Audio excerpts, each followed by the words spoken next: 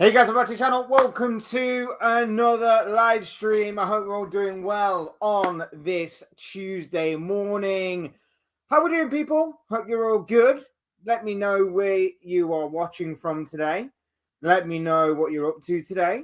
And above all, let me know what you're thinking football-wise. We are obviously here mainly to talk about football, of course. We are going to be diving into some Liverpool content today. We're going to be talking more about the position of Arne Slot. We're going to be recapping some of the Burnley game and also previewing the game that is upcoming in the Champions League. The Champions League resumes again this week, people, and Liverpool are in action against Marseille tomorrow night.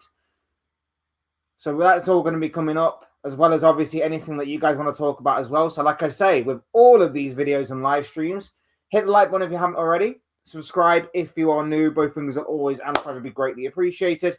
And of course, get involved in the chat.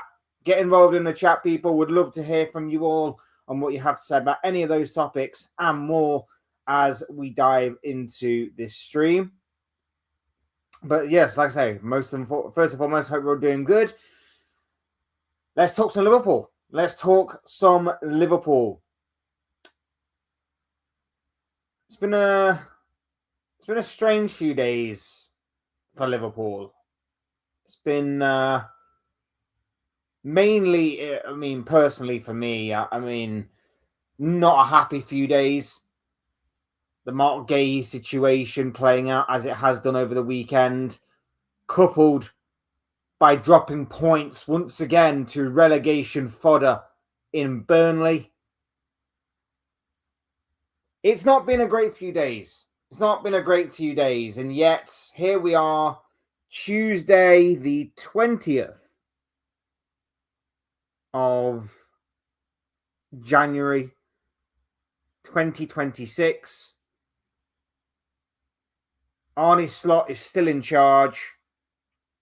Liverpool are about to go into the 7th of 8 Champions League games in the league phase. And we also have Bournemouth coming up away from home this weekend. Liverpool are currently on a 12-game unbeaten run in all competitions. I think 9 of them, I'm pretty sure it's 9 now, that are in the Premier League unbeaten. Let me just double check, sorry.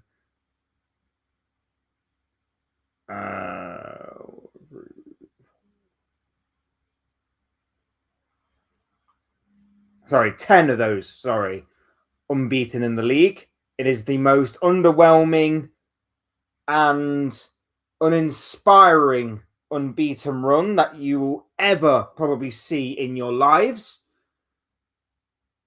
But yet, that is the reality of the situation. Big up Nems is in the building. Hope you're doing well, my friend. Lovely to have you here with us. Hope you're doing well on this Tuesday morning. Big up to you, sir. It's the most underwhelming unbeaten run that you will ever see in your lifetime. And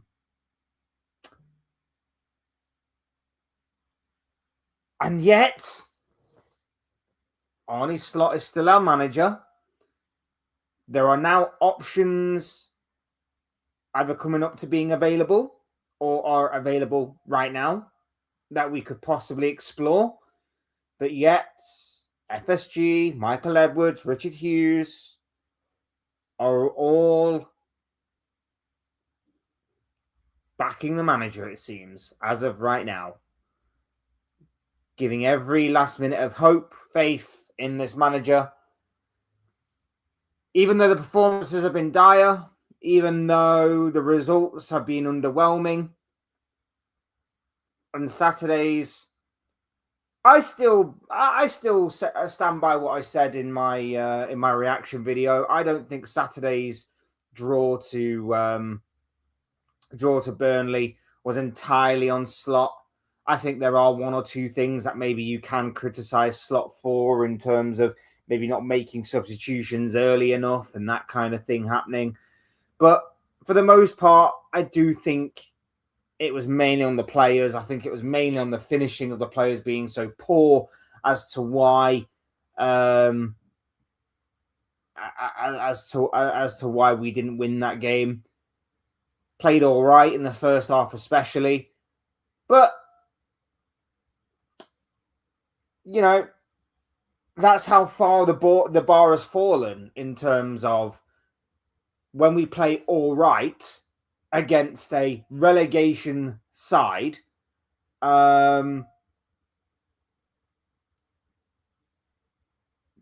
That's how far the bar has fallen. It's taken us over halfway through the season and to play 19th place Burnley to actually play all right football, apparently. That's just how far the bar has fallen. That's how far our standards have fallen. And that is the reality of the situation. And yet, here we are, like I say, in the middle of January. We've lost Semenyo. We've lost Gahey for really good money. Both of those players could have been brought in for really good money. We've lost both of them players, and we're still with Slot. If obviously we're looking at the transfer window in isolation, the only way to save the window would be just replacing Arne Slot with Xabi Alonso, in my personal opinion. But it's probably not going to happen. Probably not going to happen, people, unfortunately. Well, thanks, and Yuji. I'm good, man. I'm good. I'm glad to know that you're all doing well as well. So big up yourself, my friend. Lovely to have you here with us. Xabi Alonso will save the season. He's available right now. I don't understand why we're not going for him. Big up Bendejo. I'm pronouncing that name right. He says, look at me. I am the captain now. Big up to yourself, my friend. Lovely to have you here with us. But yes, 19th place Burnley at Anfield managed to stump Liverpool to a 1-1 draw, meaning Liverpool have not taken any points at home against the three newly promoted sides. Sunderland drew, Leeds drew, Burnley drew. You do realize, people, that big up to you, my friend. I'll always read out the comments. We need Paul this season. 6-7 says I eat cake. Good for you, my friend. Again, can we leave the 6-7 meme in 2025, people? Come on. It doesn't make any sense. I gave you a thumbs up. Really do appreciate that, my friend. Really glad to have you here. Hope you're doing well. You realize, though, that if we'd have beaten those sides in this unbeaten run, we'd have had 6 more points. And those 6 points would have put us 1 point behind second and third place Aston Villa and Man City. 8 points behind Arsenal. And that's not even taking into account the draws that we suffered to likes of Fulham and Sunderland. And even the other Leeds, the other Leeds game, we would have been even closer. We would have been better. We would have even been second in the table. That's just how far the standards have fallen. It's 2026. Yeah, I know. I'm just saying, leave the 6-7 stuff in 2025. Like, no need to bring that up here. No need. Like I say, it doesn't make any sense whatsoever anyway. But yes, we would have been even closer to Arsenal right now than what we would have been. Our standards have completely fallen. We are now in mediocrity in terms of fighting it out amongst these other teams that are in and amongst us in this cluster of teams that are jockeying for position in terms of some kind of European football. You know, Man United won at the weekend against Man City in circumstances that were somewhat unforeseen, I guess. I don't think a lot of people probably put United to beat Man City, in all honesty, but that's obviously what occurred. Chelsea beat Brentford, who are another team that are in and amongst those cluster of teams. Newcastle drew to bottom of the table Wolves. A good point for Wolves, but shocking from a Newcastle perspective. Sorry,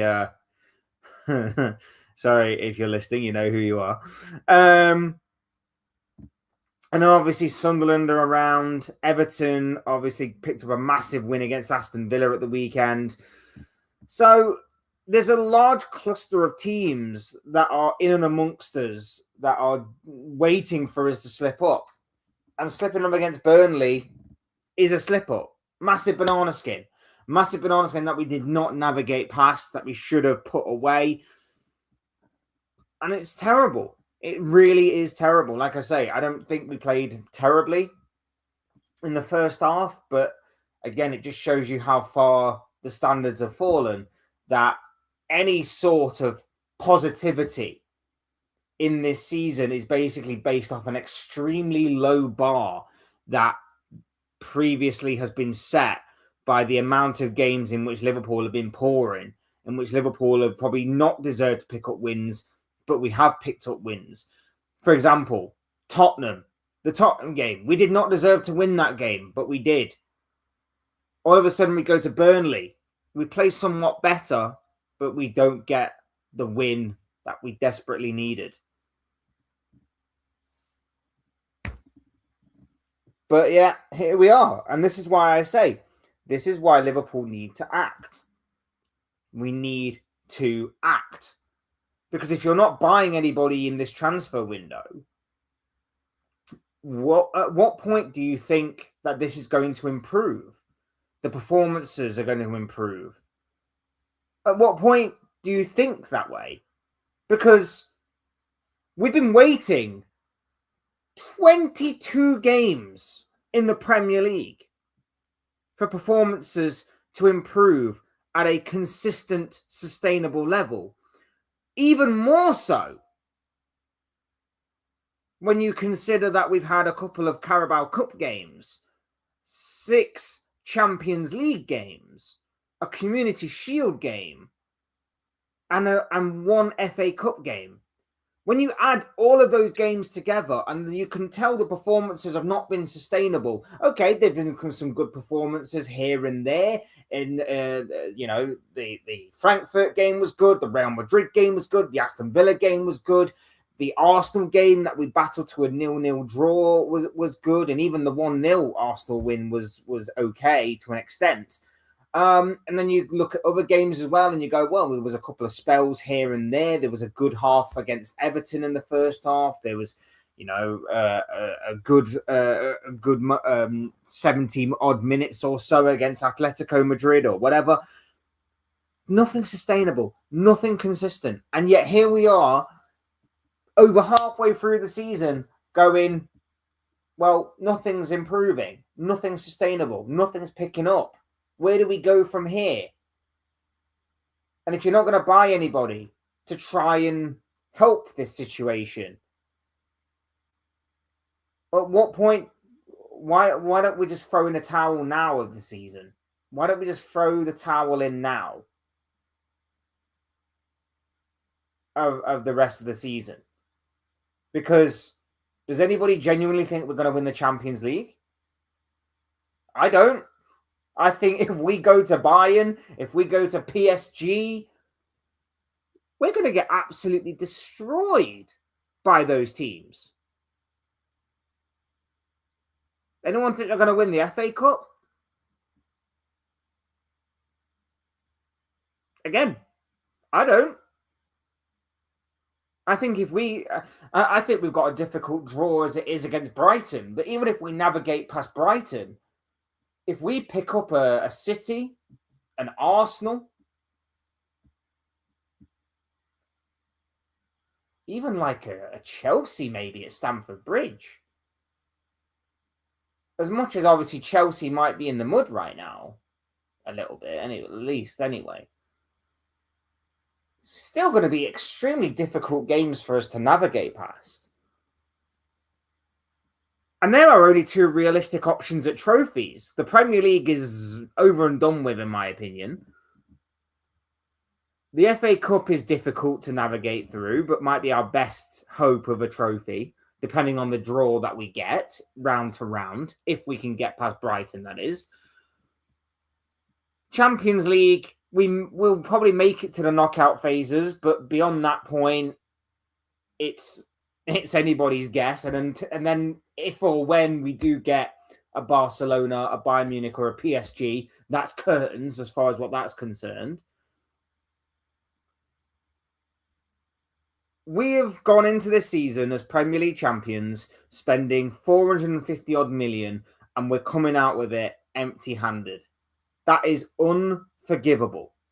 Absolutely unforgivable. And the worst part about it is that the opportunity partway through the season to make sure that doesn't happen is right there for the taking. Now, the only way to maybe, and I'm saying this, maybe, by the way, hit the like button and subscribe, guys, if you're in the building. Appreciate you all being here on this Tuesday morning, and I hope you're all doing well. The only way to partially save this, and I'm not necessarily completely happy or on board with it, the only way to necessarily save this may be if you can guarantee that at the end of this season, Luis Enrique leaves PSG and he's definitely going to go to Liverpool. If that is definitely going to happen, that is the only thing that I will say, okay, you are probably right to wait. You are probably right to write off the rest of this season and wait for a manager who I believe is a better option than Xabi Alonso. The only option, in my opinion, that is better than Xabi Alonso. That is the only. That's the only. That is the only option, in my opinion. The only option better than Xabi Alonso is Luis Enrique. If you can,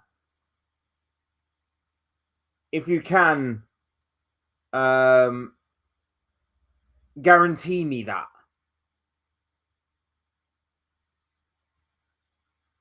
then I can at least somewhat understand.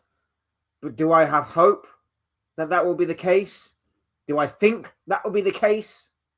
Probably not. Good morning, Dean. Hope you're doing well, my friend. Says, good morning, Vetch. I'm dreading the next two games. We could easily lose the next two. Yeah, we very much. I mean, I don't go into any game confident anymore, bro. I really don't. Marseille is going to be difficult. It's going to be away from home. It's going to be very hostile. And De Zerbi has got them playing some excellent football. De Zerbi has got Marseille playing some excellent football. And we don't handle that. We don't handle teams playing excellent football against us. So we could be absolutely torn to shreds on Wednesday. I am really not looking forward to that game. And then against Bournemouth, look, Bournemouth are not on a great run right now, but that's not to say that they couldn't turn up on Saturday, especially being at home. It's not going to, again, it might not be another pleasant game for us. It really might not. Big up Liverpool fan. How you doing? Well, my friend. Lovely to have you here with us. Big up Lawrence, who says that Liverpool are the beta club. Oh, best club. I gotta say, those are two very different meanings, bro. But I mean, I want to agree with you on them being the best club, but we're not really acting like it right now, I'm afraid. Big up yourself. Slot is destroying this club, to be honest. Will he prove himself to the league? Like I say, man, it's so crazy how a year in football can change a lot. This time last year, Liverpool were looking at the second half of the season with plenty of optimism. Carabao Cup, I believe at this point, we just I want to say we just beat Tottenham in the second leg, or we were about to beat Tottenham in the second leg. So we were looking at the Carabao Cup final. Obviously, the FA Cup, we were against Plymouth in the 4th round.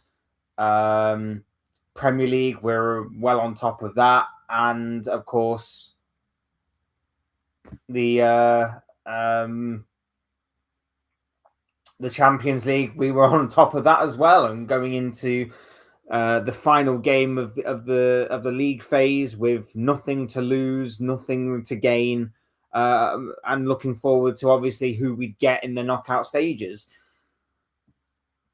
A year later, we're going to be struggling to make the automatic places in the Champions League, depending on how our final 2 games go. We're out the Carabao Cup. The FA Cup has thrown us a tricky encounter with Brighton.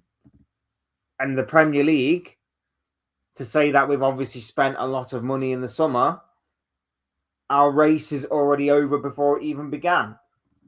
So it's insane to me. And like I say, this is a manager who has had so much given to him, more than any other manager that I can remember, even Jurgen Klopp, in one transfer window. To come out of it empty-handed is in my opinion unforgivable. To play the kind of and you know, to come out empty-handed wouldn't necessarily be a bad thing if there was a better team than us. There shouldn't be a better team than us, because we should be playing the kind of football that is electric, the kind of football that is exciting to watch. If we were playing that, taking our chances, scoring goals, we'd be fine, in my opinion. But we're not. We're not taking chances. We're not playing good football. We're struggling. We are struggling. And this was meant to be the run that was meant to be favourable to us to get our season back on track. But it's not been that way because we've struggled. We've struggled. We concede stupid goals. We go to sleep at times. We play some sloppy stuff. Our second half FC used to be incredible. Our second half FC used to be play mediocrely in the first half and then really turn it up some notches in the second half. This time around, it's the opposite. And even then, our first half performances are not that great. They're just better than our second half performances in comparison. And it's like, that's because the bar isn't exactly set high. The bar's not exactly set high. So it looks better than what it actually is. It's really, really poor all round. And it's really, really frustrating. And like I say, at some point, you've got to look at the board at being completely negligent in terms of not making the right decision to benefit Liverpool Football Club. I personally don't see a world in which Arne Slot turns it around. I don't see a world in which Arne Slot can improve us to a point where we are consistent and sustainable. But I could see for the long term a man like Xabi Alonso doing that. A man that was so poorly treated at Real Madrid, even though he had a great win record, even though he'd only just taken over at the club. He was treated so badly at Real Madrid. It's not through failure that Alonso didn't succeed at Madrid. It's through an extreme high what's the word I'm looking for? What is the word I'm looking for? For having extremely high standards and a very thin margin of error that Xabi Alonso didn't succeed.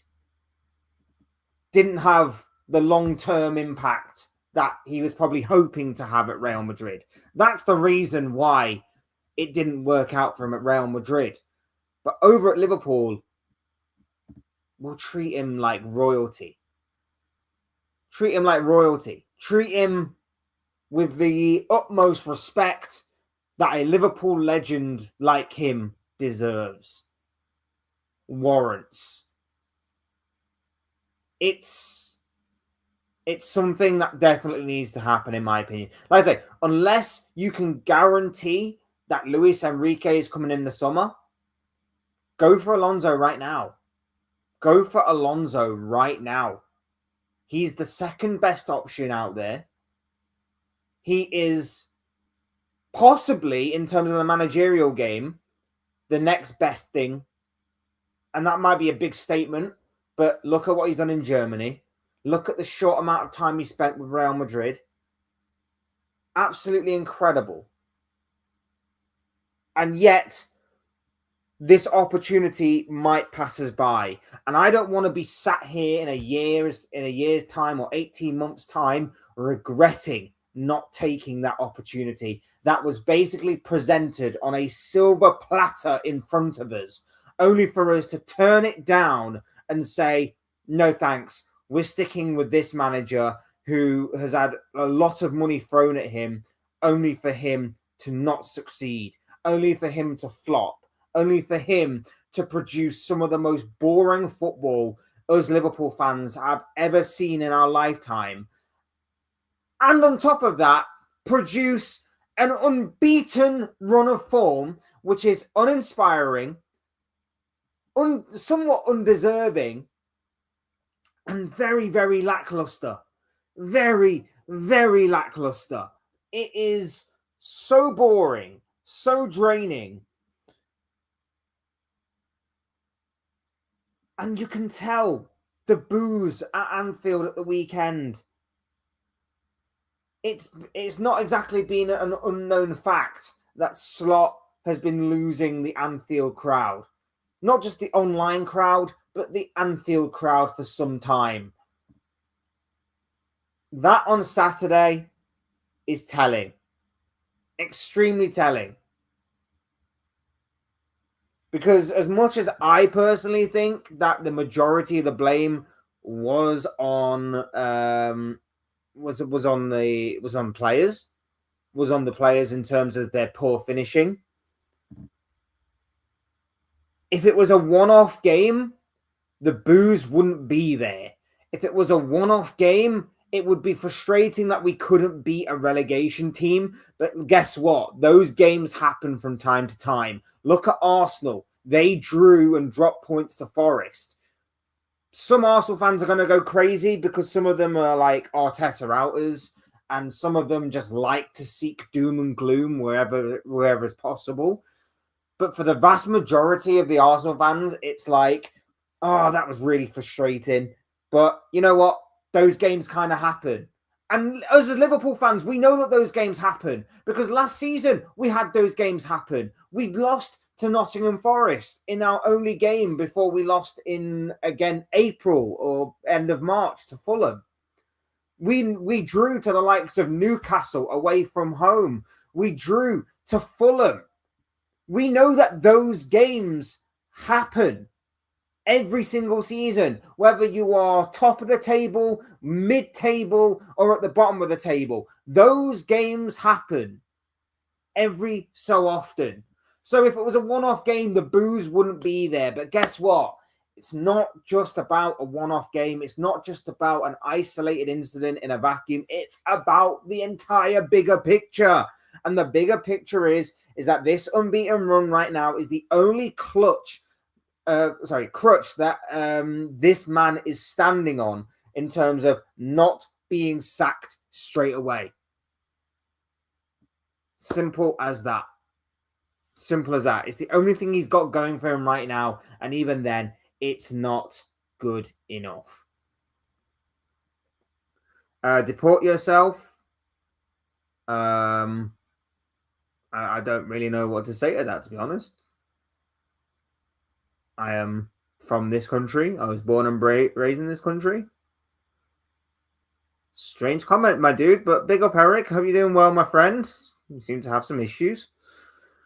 If Slot doesn't bench Gakpo, we will keep dropping points.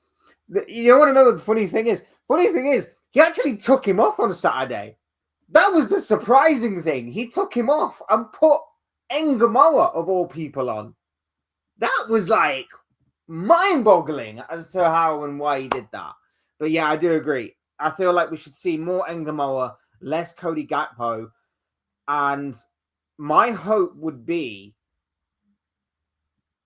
when Isak does return, Ekitike out wide and Isak up front. Ekitike out wide, Isak up front. Accommodate for them both, and the interchange and fluidity I think you will see from Wirtz and Ekitike in particular, and obviously Isak to an extent, would be something that I think would be unpredictable and crazy. But obviously, we have a manager that plays with a handbrake on. We have a manager that doesn't like to play an adventurous style. We have a manager that doesn't like to play them three. And we have a manager that likes to think that Cody Gakpo is like the second coming of Jesus or something on a football pitch, because he can't be dropped, apparently, unless he's injured. And I bet even when he was injured, Slot was like hoping and praying and doing all sorts of like voodoo witchcraft stuff to try and get him to be fit and available. But yeah, is what it is. Anfield used to be fire for most opposition teams, not anymore. Yeah, we've lost our edge there. We've lost our edge at home. Teams don't fear us anymore. Teams really, really don't fear us anymore, and that's the incredibly annoying thing. I mean, most teams, if they were to go a goal down, would kind of shut up shop and go, let's just not get absolutely embarrassed. That doesn't happen now. I mean, Burnley would have done that if it was the Burnley of old. As soon as that goal goes in at the weekend, they probably shut up shop and go, right, let's just not get absolutely humiliated here. But they kept going and they got back into the game, and yeah, they got back into the game and somewhat deserved. I mean, I'm just looking at our home and away table right now. We're 8th in both. We're 8th in both our home and away tables. 6 wins, 6 wins, 3 draws, and 2 losses at home. 4 wins, 3 losses. 3 draws and 4 losses away from home. We are 8th in the home table and the away table. It's simply put not good enough. United are on the same amount of points as us on the home table, but they've got a better goal difference than us. Newcastle are above us, and we all know how awkward Newcastle season's been. Brentford are in 4th in the home table, and the only 2 unbeaten teams at home are obviously Arsenal and Sunderland. Away, Palace have got a better away form than us, and their wheels have completely come off their season in recent weeks. Everton are better than us away from home this season. That is criminal, to say the least. Everton are better than us away from home. And, of course, Tottenham, who until recently had the best away form in the Premier League. It's all criminal. It's all criminal.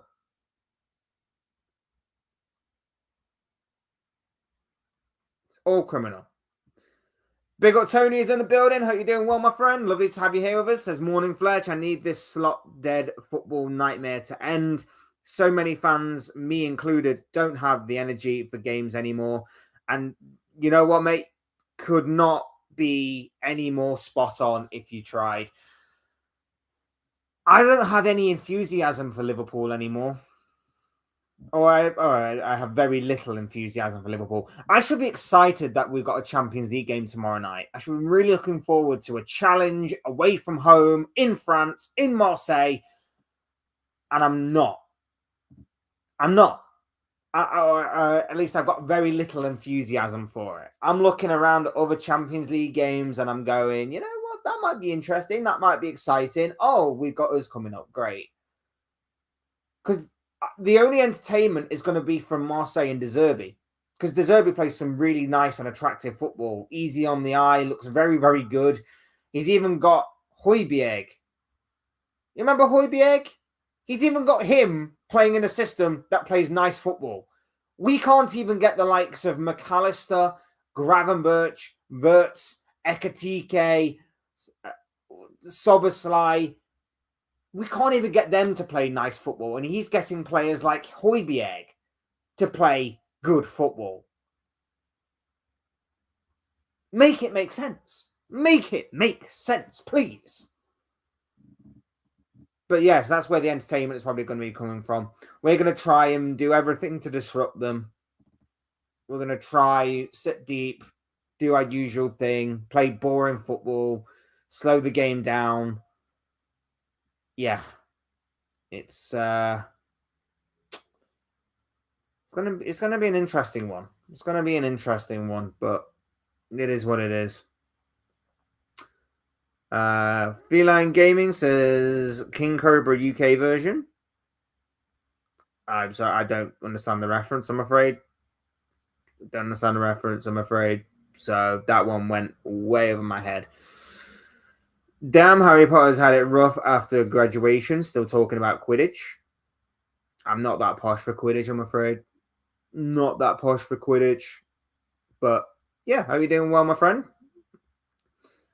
I hate saying this, but I don't see a world where Liverpool have Champions League football next season. I think the likelihood is that the Premier League do get 5 spots in the Champions League. Obviously, first down to 5th.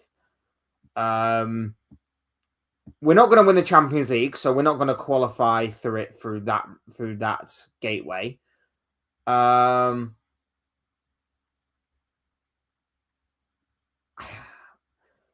want to be positive and say that at the very least we get top 5. But I don't know. I really don't know. It's so open because everybody is so inconsistent.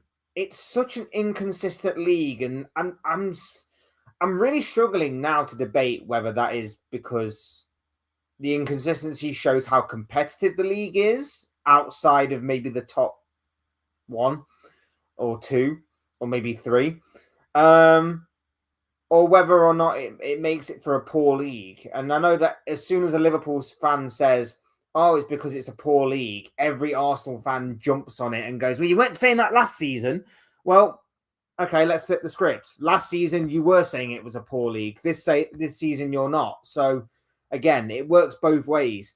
But it's such an inconsistent run to finish in the top 5 that I genuinely don't know. I genuinely don't know.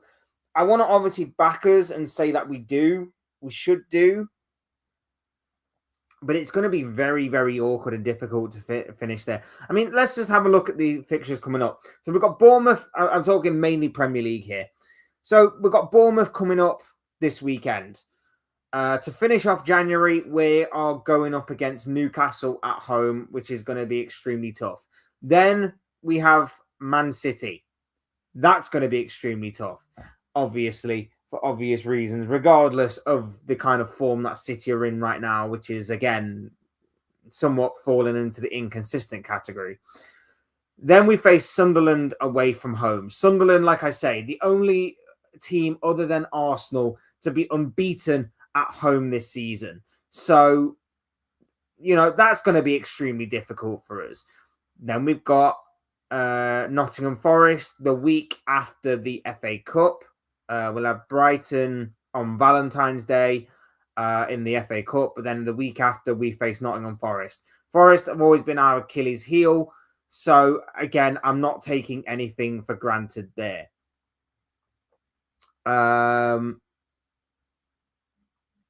West Ham follows the week after. Again, it really does depend on what. I mean, we should beat them at home, but let's face it, we should have beat Leeds at home. We should have beat Burnley at home. So I'm not taking anything for granted there. Wolves away from home on March the 4th. Who knows? By then, Wolves might be already down. Tottenham at home. Tottenham at home is probably the only game I'm confident in. And by that point, it's probably going to be a case of Tottenham might have a new manager by then. And then my confidence might be a little shook. So I've genuinely got no idea what to expect from that game either, even though it should be a game in which should be confident with. Brighton away from home. Who knows? Fulham away, Fulham at home, Merseyside derby away from home, Palace at home, Man United away from home, Chelsea at home, Villa away from home, and Brentford at home on the final day of the season. Those last 4 games, the Brentford game might be a bit of a dead rubber, obviously depending on where Brentford are and obviously what the situation is with us. But United away from home, followed by Chelsea, and then Aston Villa. That is 3 back-to-back horrible games to pretty much end the season, in which points might be vital and of the essence in order to finish in those Champions League places. Like you say, bro, I'm kind of siding more towards obviously the positive factor in terms of I think we will get Champions League football. But when you say that and you look at the games we have,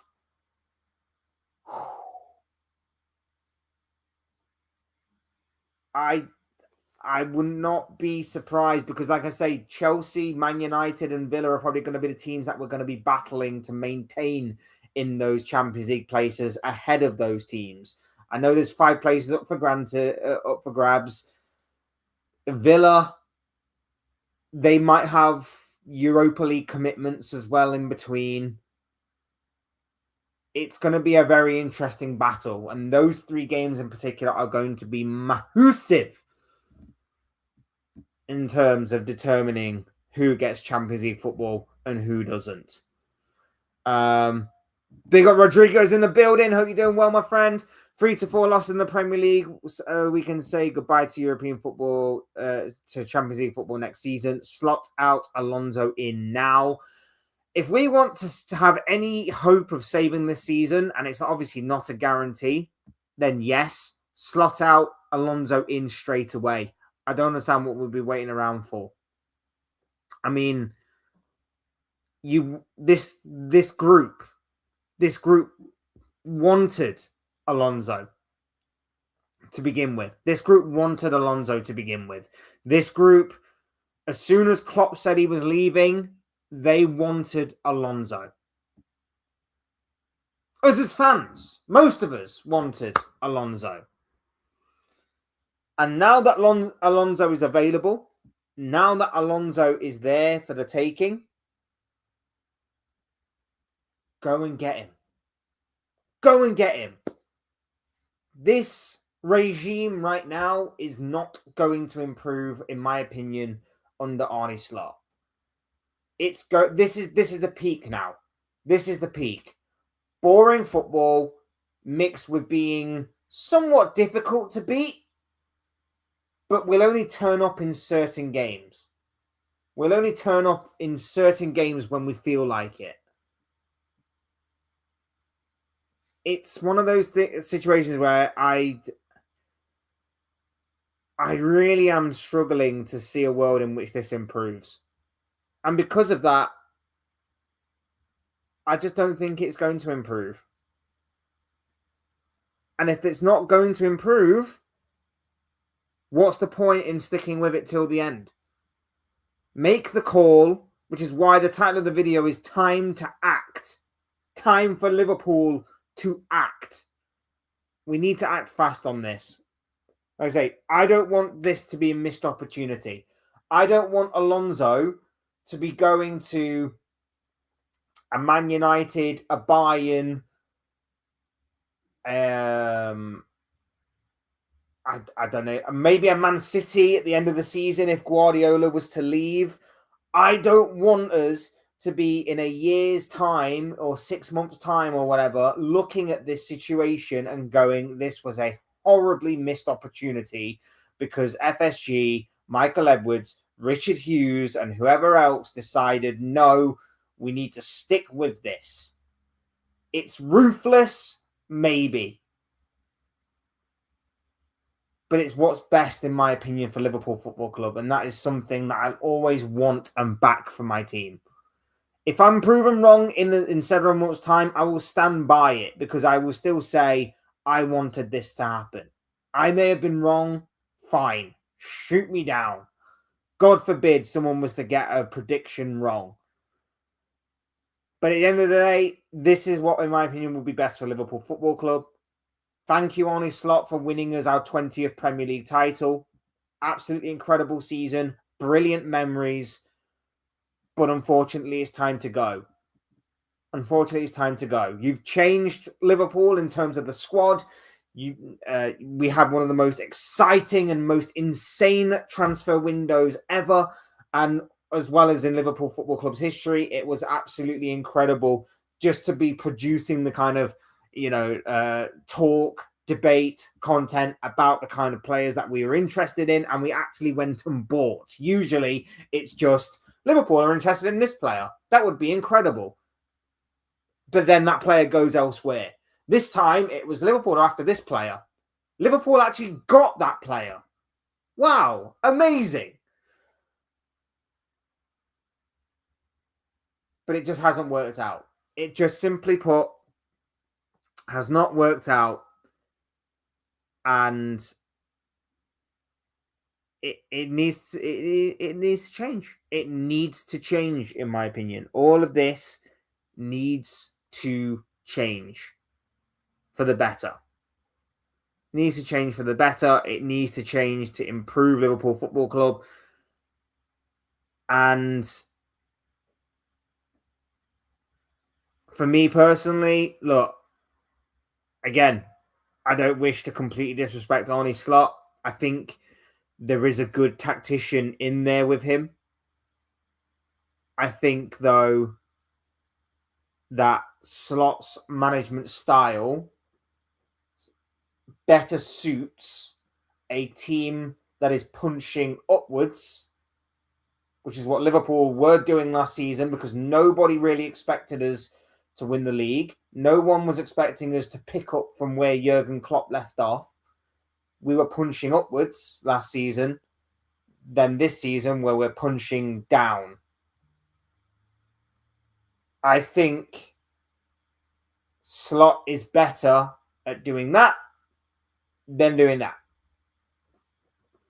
And that's where I think, Slot will be fine. He can go off and he can go to another club that may be on the verge of winning leagues or doing something incredible, and maybe he will actually go and achieve it. But right now, with Liverpool Football Club, he's done his job. He's left us in a exciting, optimistic sort of approach, in which a new manager will be able to take this team to new levels. We are still missing there is some gaps in this team still. I know rival fans will probably laugh at that, considering how much money we spent in the summer. But let's face it, we have got some underlying problems. The centre-back issues, we've gone over them 1,000,001 different times. Fullbacks could be a concern. DM is definitely an area we need to search for in the summer. There are some underlying issues, but for the most part, this is a side with a lot to give, a lot of optimism, a lot of excitement surrounding it, that just needs a manager that properly connects with the team, properly connects with the squad, and obviously someone that can bridge this ever-dividing gap between the fans and the club and the club again. We just need that again, and Slot just isn't the man to do it. You have to look at all of these different aspects, not just, is he a good tactician? He may be a good tactician, but man management-wise, he's not it. He's not it, man management-wise. Especially not right now, at least.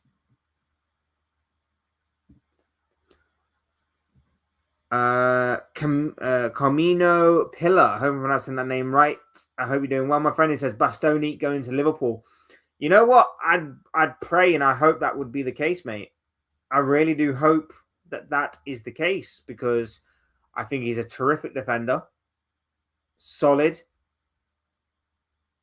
good for the prime, but also got a few years ahead of him. I would hope and pray that that would be the case. However, getting him out of Inter, getting him out of Italy, that's going to prove to be extremely difficult. Extremely, extremely difficult. I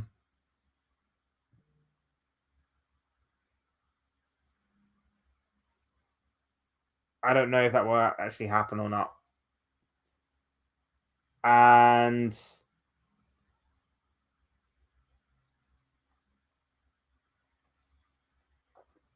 as I said on Friday, I don't understand what the plan is. I don't understand what the plan is as far as what our centre-back options go. I really, really don't. We've obviously got a few stories buzzing around of potential interest in certain players, Bastoni being one of them. There's also Mickey van der Ven that we've heard about, and apparently he wants us, reportedly. But I guess we would appeal to anybody right now in that Tottenham team, considering where Tottenham are right now. So I guess that's not anything really to be, cheering about and being excited over, because anybody would take us over Tottenham right now.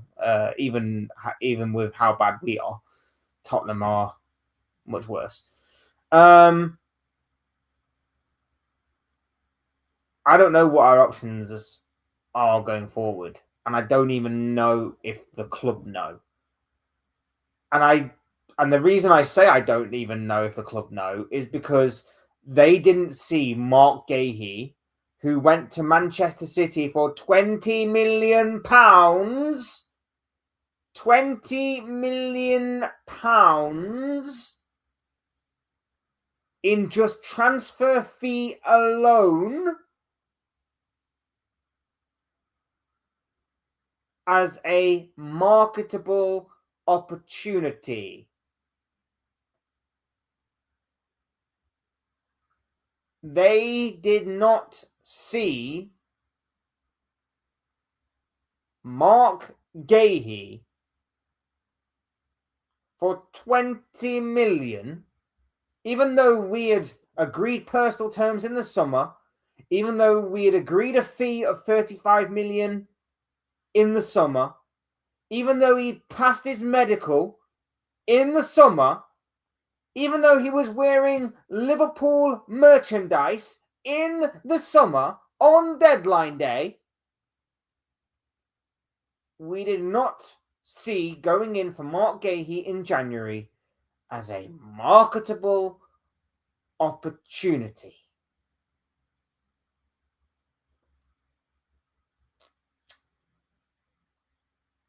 What on God's earth is our plan then for centre-back?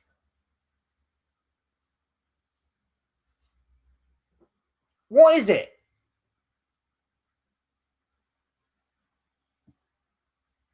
What is it?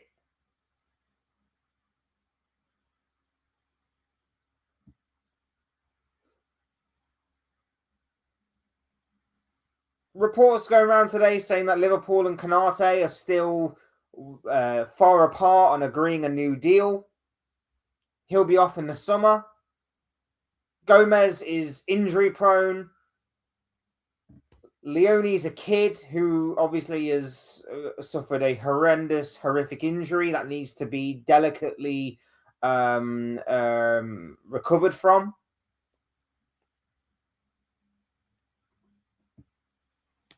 What are our options other to then go and splash out on another spending spree in the defence? The Mark Gahey thing still irritates me so much. So much. Still irritates me. City picked him up for 20 million. 20 million!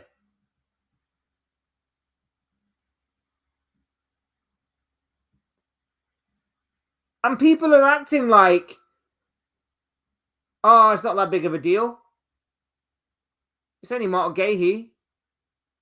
You weren't saying that in the summer when we were almost on the verge of buying him, were you?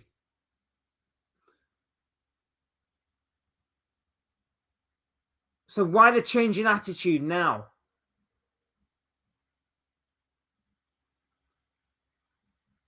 I don't get this. I really, really don't get this. I don't get why people have changed their tune on Gahey. I don't get why people are not bothered. I don't get why people aren't seeing the bigger picture here. Liverpool have got no contingency plan in place for anything at centre-back. Nothing at centre-back right now. If Van Dijk goes down injured,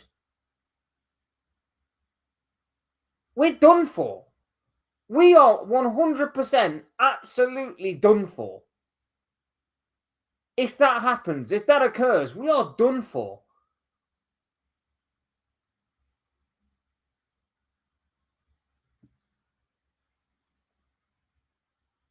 But people are overlooking it. People are overlooking this position, this problem. And you've got Manchester City there picking up a Premier League proven centre-back who is good with the ball at his feet, good in the air, a leader, a captain, an England international for £20 million. 20 million.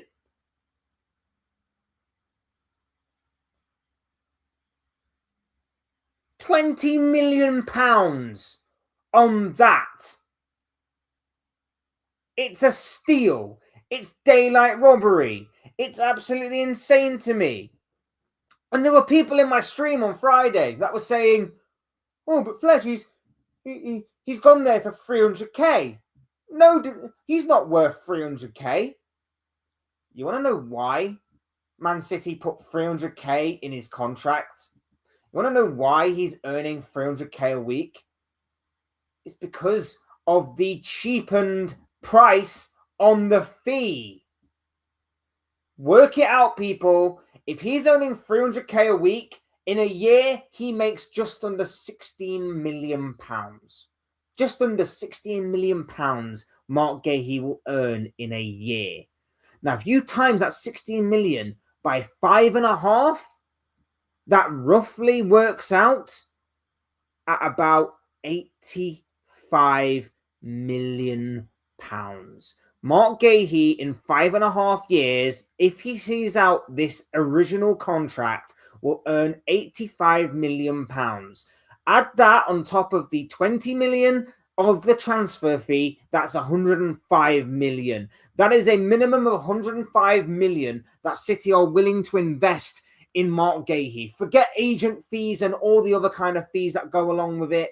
That is 105 at the very least as your base minimum for the next 5.5 years on a defender that is going to probably see out 5.5 years at City and maybe even beyond, because he is 25 years of age and could probably go on to play at the top level for at least the next 7, 8, maybe even 9 years, depending on how obviously he thrives there, depending on obviously how well he keeps himself and his body and his mentality in check and all of that kind of stuff.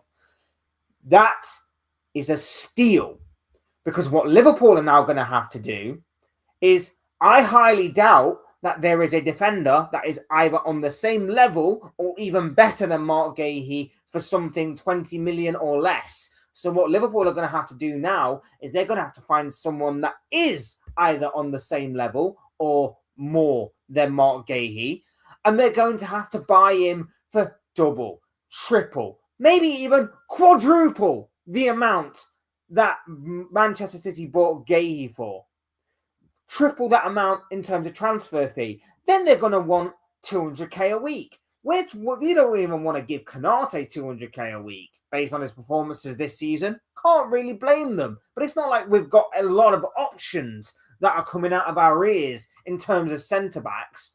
But who cares, right? Who cares? because we didn't see Mark Gahey as a marketable opportunity. What are we doing? What exactly are we doing here, people? It makes no sense to me whatsoever, this. It really, really doesn't make any sense to me whatsoever. Mark Gahey is a big, big, big missed opportunity, in my opinion, and we will end up regretting it.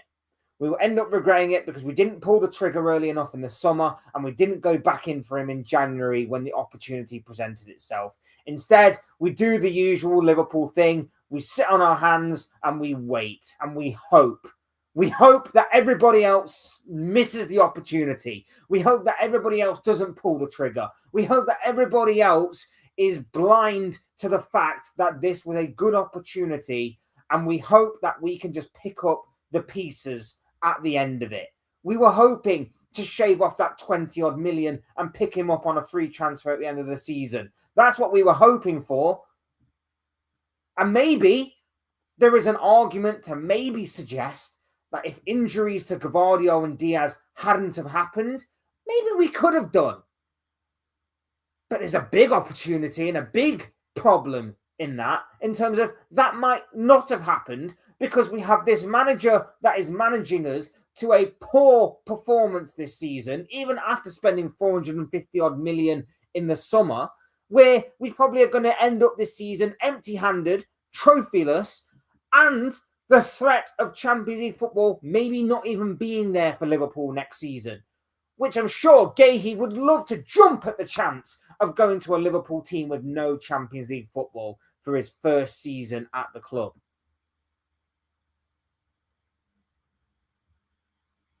It's a complete and utter chaotic mess from top to bottom. It doesn't get sorted with Xabi Alonso. Let me just put that out there. Sacking Slot and bringing in Alonso does not sort the entirety of Liverpool's problems out 100%, but it's a start. It's a start in solving them issues. Because right now, I look at this Liverpool team, I don't see much hope for the likes of Rio and Gamoa. Don't see much hope for the likes of Federico Chiesa, who gives it 100% every time he's on the pitch.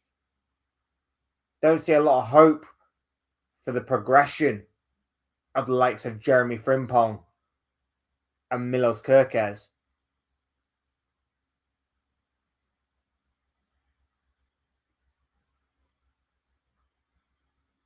It's just very, very dismal right now. It's just very, very dismal right now, and something that I'm just not entirely looking forward to at all going forward. It's something that I just don't see a bright light at the end of this dark tunnel.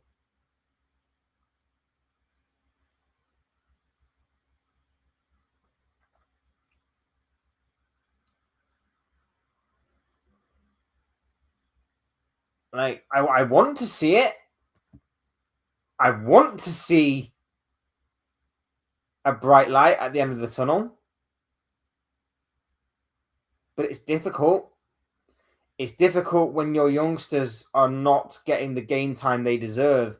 It's difficult when you see underwhelming, underperforming players play week in, week out. It's difficult to see the progression of someone like Ryan Gravenberch, who was absolutely amazing last season, but you can see this season either his legs are going or he's getting found out a lot. That's a problem that I think we need to talk about as well. Ryan Gravenberch at some point. I feel like we need to buy a proper DM for his position, because I feel like there is a place for Ryan Gravenberch. But again, I feel like he's played that much football over these past couple of years that we're in danger of burning him out way, way, way, way too soon.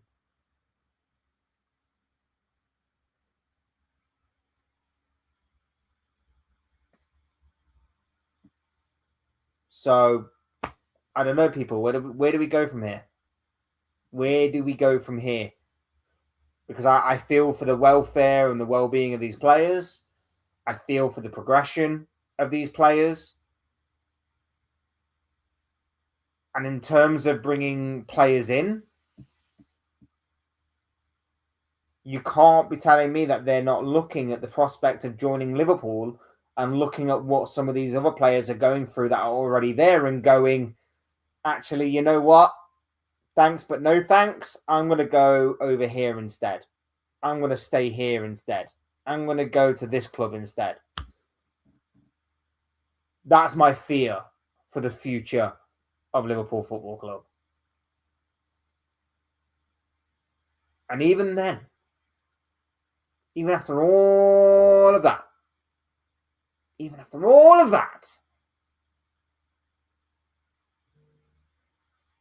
the manager remains in charge.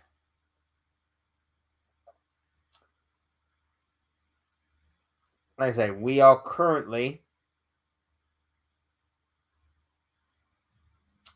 14 points off of top spot Arsenal. We are 7 points behind Manchester City and Aston Villa in second and third, respectively.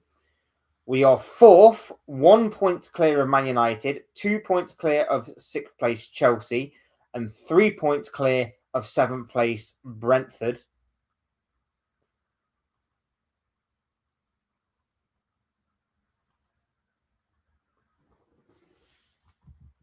We've got a FA Cup fourth round tie against Brighton coming up soon.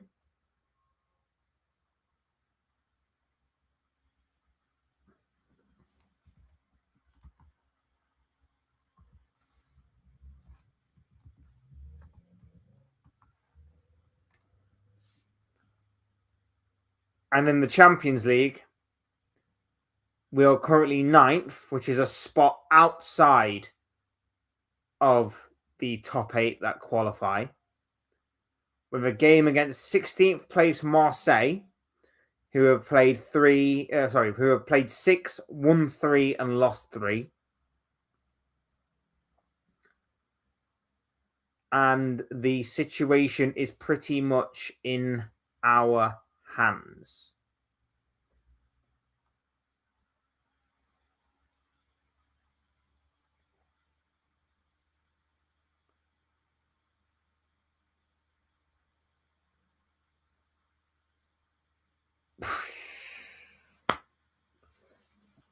I don't know anymore, man.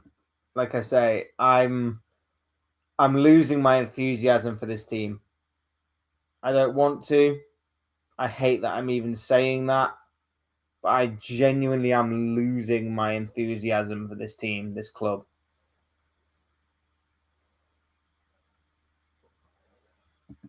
Not playing good football is just the main issue. It's not about necessarily winning or losing to an extent. It's mainly about the level of football.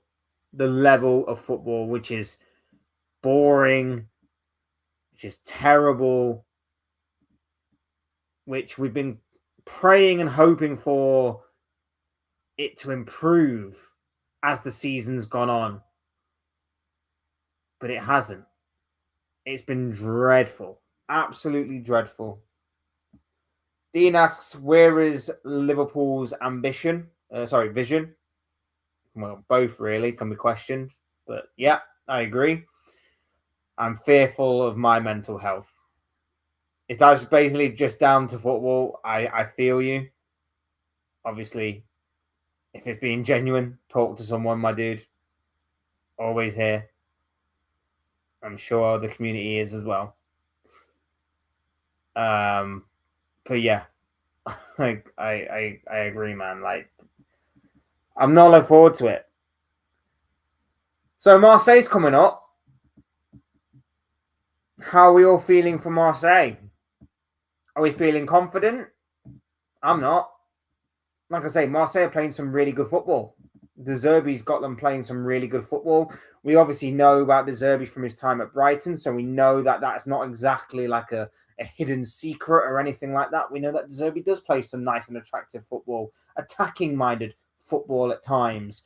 And if they are going to be moving the ball quickly, if they are going to be as sharp and as energetic and as physical as what I'm imagining Marseille to be, then they really could pose some real problems for Liverpool.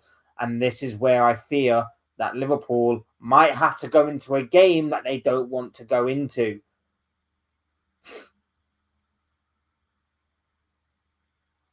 We don't obviously want to go into an extra game that we don't have to play.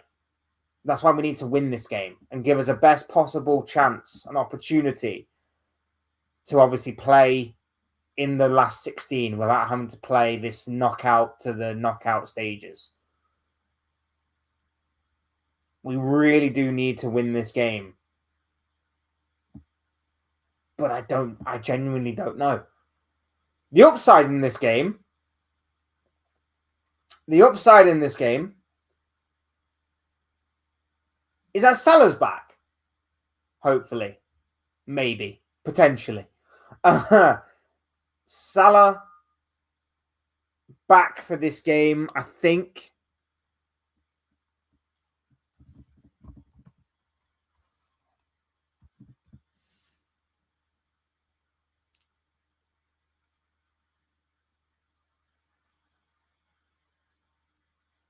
I'm just double checking to see if we're right on this.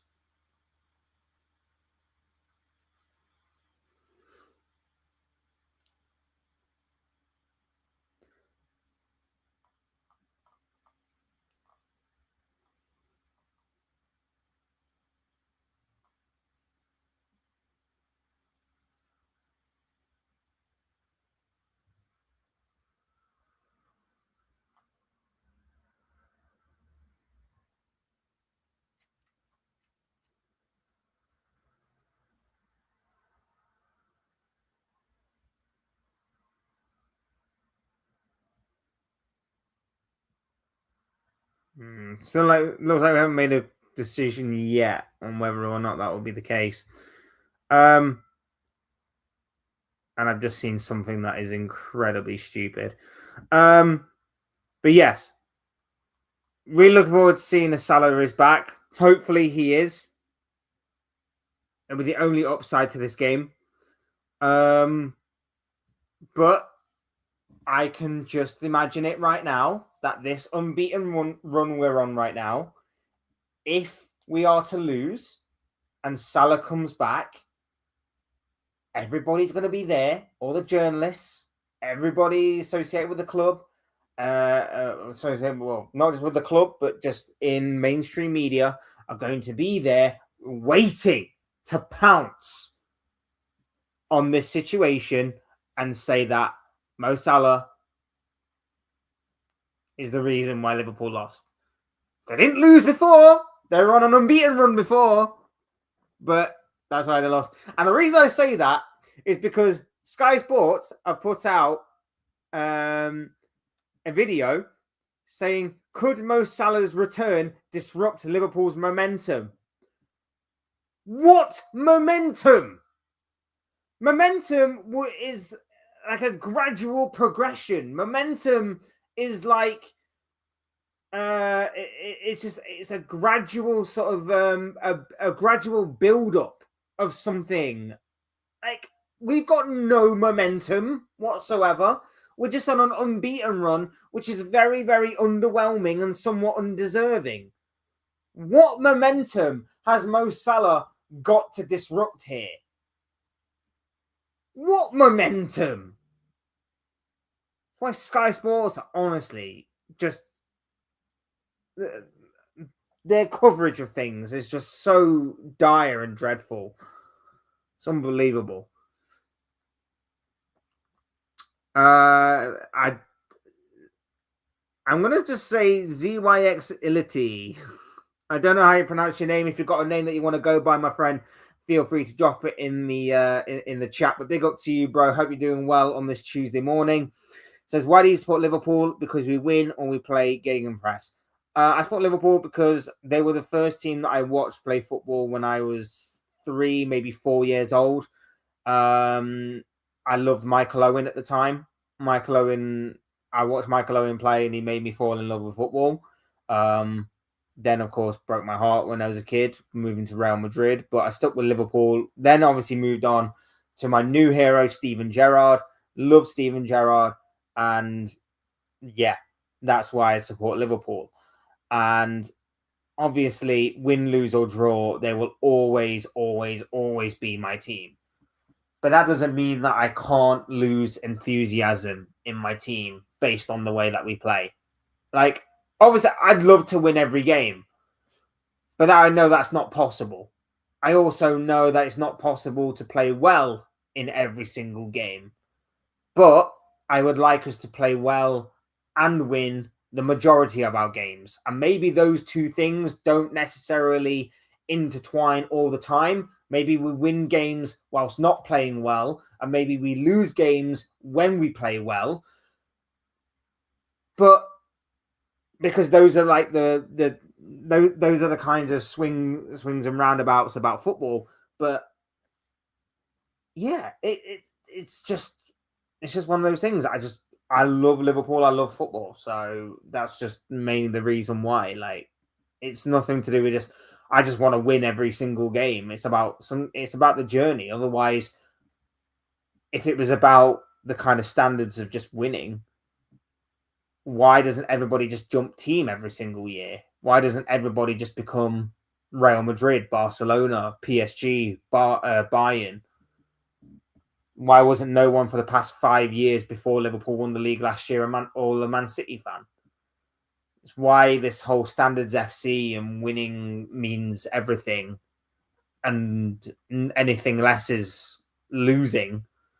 It makes it no sense, because football would not survive if that was the case. If everyone had that mentality of just, I only support a team that's winning, no one would be supporters of Macclesfield Town, Mansfield, MK Dons, Newport, Wigan, Bolton. No one would be supporters of them teams, with all due respect. Football would die. Football would die a horrible, horrible death if that was the case.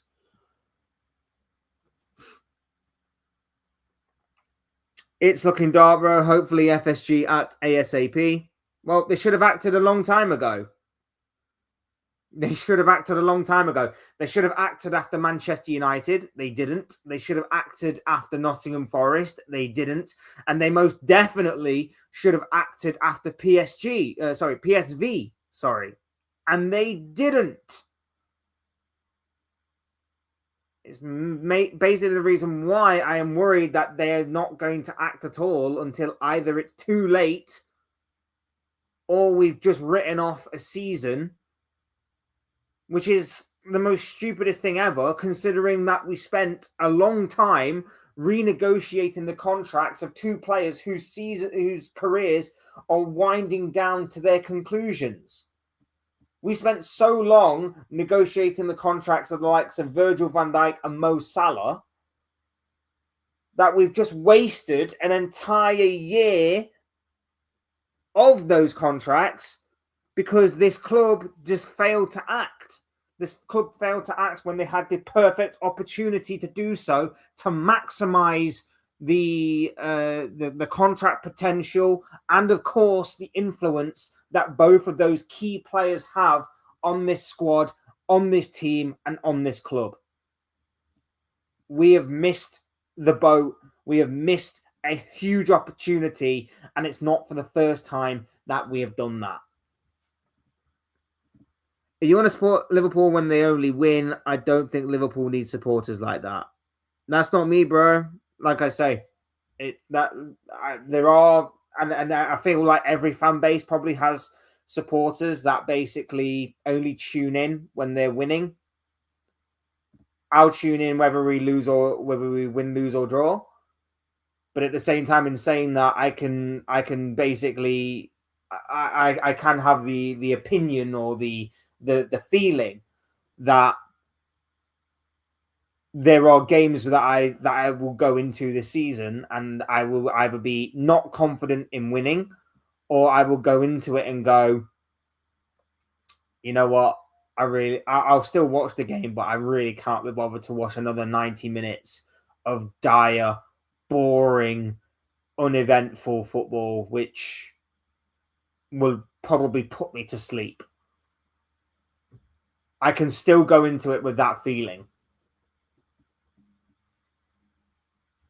That's just the way that I see it. People were telling Salah out before. Now suddenly you guys want him in, and if he doesn't perform up to par, you guys will again be Salah out, just like you guys doing Gakpo now. No, the point of the whole Salah thing is that he was out of the team when playing poorly. Now, no Liverpool fan denied that Salah probably shouldn't be out of the team for a game or two. No Liverpool fan denied that because he wasn't playing well. And no Liverpool fan ever wants a player to have the belief that he is untouchable, to have the belief that he deserves to be in the team no matter what. That's why when he did his interview and he basically seemingly alluded to the fact that based on his reputation, he deserves to be in the team, a lot of Liverpool fans went, that may be overstepping the mark a bit. That may be stretching things a little bit. That was probably not the right thing to say. That's what a lot of Liverpool fans said at the time. And I, for one, was one of them. The problem with it is that if you set the precedent that you are dropping players based on performances, Konate's been poor for most of this season. Why isn't he being dropped? Van Dijk's been poor. Why isn't he being dropped? McAllister was the same at a certain point. Gravenberch was the same at a certain point. Gakpo was the same at a certain point. All of these players were poor at various points during the season, but not one of them was dropped unless, of course, injury occurred. That was the point. And Mo Salah wasn't even getting on the pitch from being a substitute, which is why he didn't feature against West Ham. It's why he didn't feature against Leeds. That was the game. Leeds. And why he didn't feature against Leeds. But there's no incentive to play well. Look at Federico Chiesa. He gives it 100% every single game. He saved Arne Slot's job in the game against Sunderland by clearing a goal-bound effort off the line in the dying stages of the game. How is he rewarded in the next game? By not touching the pitch at all. But yet Cody Gakpo, who had an absolute shocker in that same Sunderland game, hooked off at half-time, started and played the vast majority of that game against Leeds. That was the point that we were all talking about. If Salah comes back and he plays poorly again, fine, fair enough. We'll all say, like, maybe he does need to be dropped. Maybe you do need to bring someone else in, a Chiesa, a Ngamoa, someone that will give 100%. But the fact of the matter is that Salah this season has still been creating opportunities. He's still been one of our most lively and dangerous players. And yet he is a victim of his own success. Just because he's not as influential as what he was last year or the year before or the year before or the year before. That is why people are looking at him right now and going, well, he's not been that great, has he? So he's obviously lost it. He's obviously passed it. And Liverpool fans need to move on. Look at the bigger picture. Why is he not playing very well? Oh, because the system's letting him down. It's letting a lot of other players down. Why is he not playing well? Because for some reason he's playing further outside of those dangerous areas where he likes to create and he likes to be an influence and he likes to score goals than what he was ever doing before. It's a lot more than just looking at his numbers. It's about looking at the overall play. And it's about looking at the system, the style, and what Slot is doing to this guy. This Slot system has got the inverted fullbacks playing closer to the goal than our main goal scorer and provider of the past several years. Deep that. Has Salah been amazing? No. No one is going to delude themselves to the point where they're saying, no, Salah's been amazing this season. He's been perfect. No one is saying that. But has he been as bad as what a lot of people have made him out to be? Absolutely not. Absolutely not. There are bigger problems at play. There are bigger issues at play at Liverpool. There are players that are more deserving of criticism that are getting away with it. But yet Salah is the poster boy. Salah's the scapegoat. And that was the main reason why he came out and did the interview that he did. That is the main reason why he said the things that he did. And there you have it. That's the reality of the situation. I'm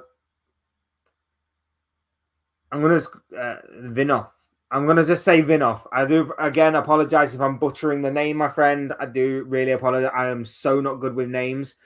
Big up Vinov, who's in the building, says that you guys need a shite-housing player. No one in Liverpool is combative player, not even none of your centre-backs. This is what I agree with. I do agree with this in the sense that if a team is very physical with us, we cower away. If a team is very physical with us in terms of winning the first ball, winning the second ball, we cower away. Like so many times we go to a team that has got a player like that and we just simply don't want the physical battle. We don't want to contest that. Like occasionally Konate and Van Dijk will, but it's very, very rare that that does happen. It's very, very rare that that will be the case. But that's just our defence. Our midfield, we don't really have anyone like that. Like Gravenberch, again, if he wants to get stuck in, he can do. But it doesn't happen regularly enough. It doesn't happen regularly enough. So I do agree with you. We need someone like that, especially not for every game. I think it's a situational kind of player where for the kinds of games in which you need someone like that in midfield, you're going to use him. Endo would be good, but someone who is more younger, more mobile and quicker. But we don't really have that. We don't really have that. But it would be nice to have a situational player like that in the team. I do agree. Liverpool have won 2 titles in 35 years. One was led by Arne Slot. Doesn't deserve the disrespect. Yeah, and guess what? No other manager has had as much money thrown at one transfer window as much as what Arne Slot has had.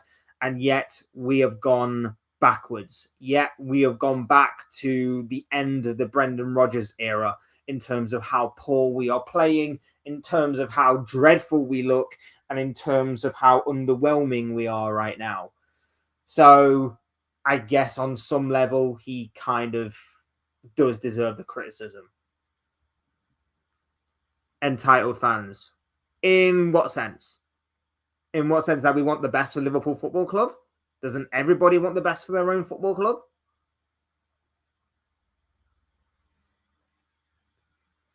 No, Salah has been shite. Again, if that's your opinion, that's your opinion. You're entitled to it. But if you think that he is the be-all and end-all reason as to why Liverpool haven't been great this season, then I can't help you. Maybe Specsavers can. I don't know. But again, it's a case of Salah's not been our worst player. He's not been our best player. He's not been our worst player. He's a victim of his own success. He is not in any way, shape or form the main reason as to why Liverpool have been poor. There are underlying problems as to why we have been poor this season. Salah has dropped off, but I do feel like a big reason and a big part, not the only part, but a big part of that is because of the style that we're playing, the setup that we're playing. and the way that everybody in this Liverpool team looks just as poor as what he does.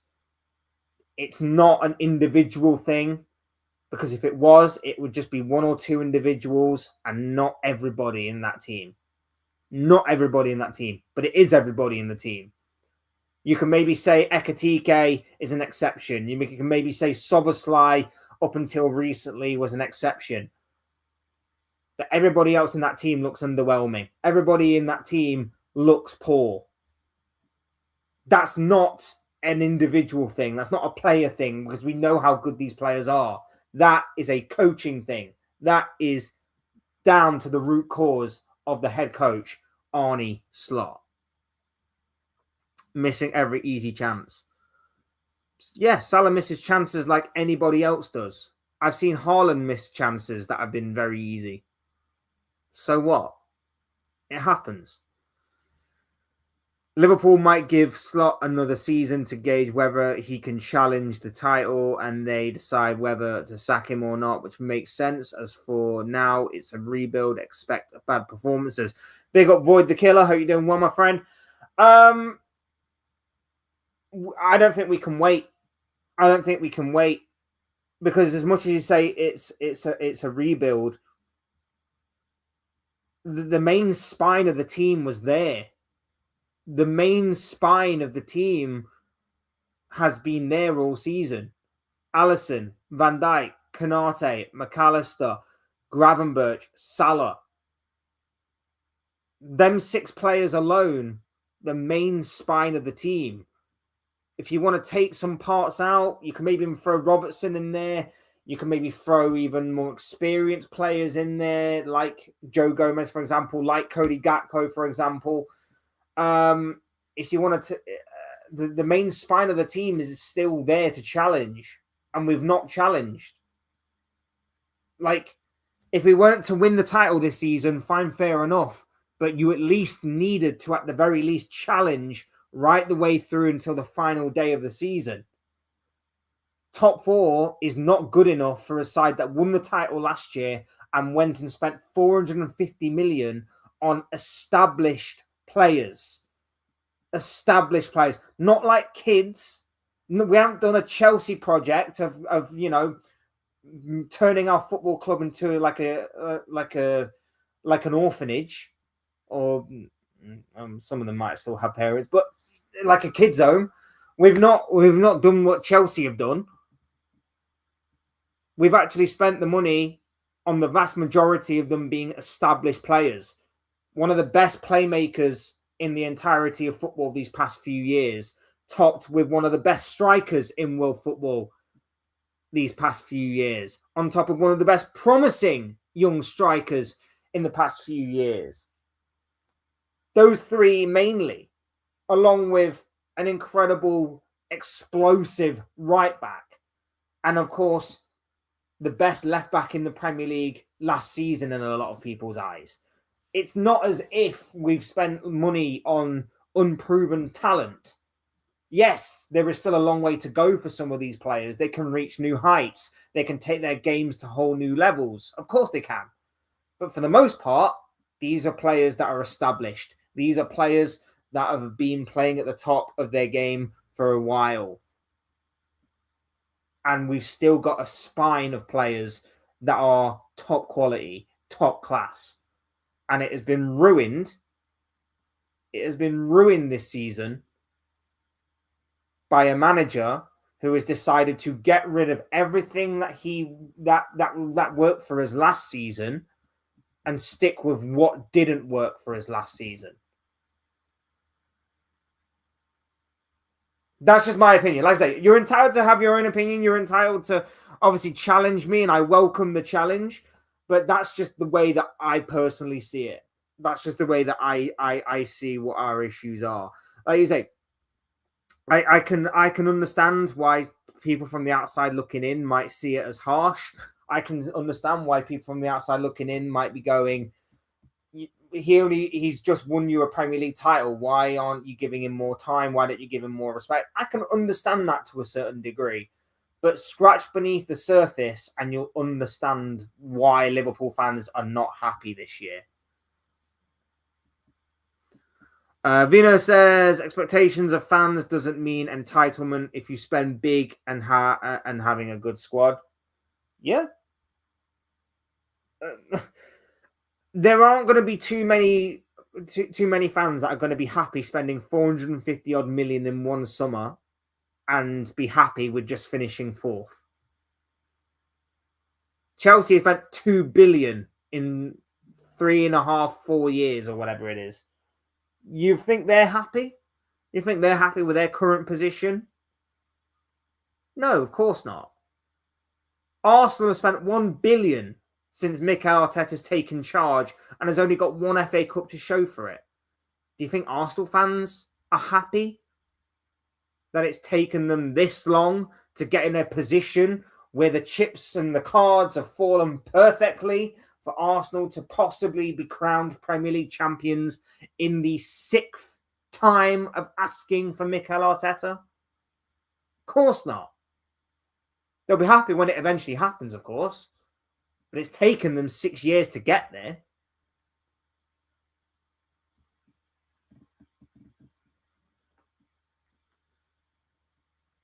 You still expect better from a player on 350k a week?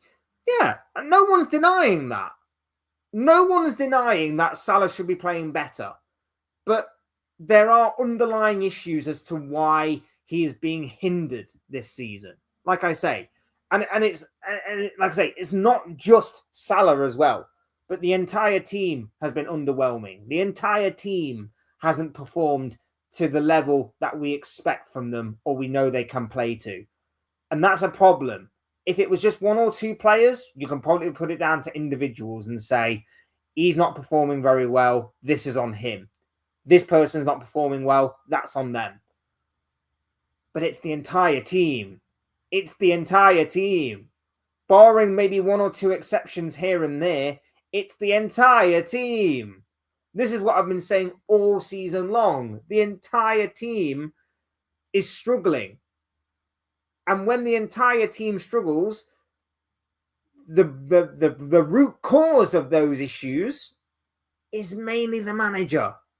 And it doesn't matter what team it is, if the same issues are happening at any other team, it's the same at every other team. It's the same at every other team. Simple as that. If Liverpool don't get top 4 or a good run in the Champions League, then I agree, sack Slot. Anyway, have a good day, man. Have a good day yourself, my dude. It's always good to talk football and have challenges like that. I like I say, I'm not oblivious to why people would be slotting in terms of people from the outside looking in. I expect somewhat better from Liverpool fans in this conversation. But I do understand that if you are from the outside looking in, if you're a fan of a rival club and you want to put banter aside for this conversation, I understand.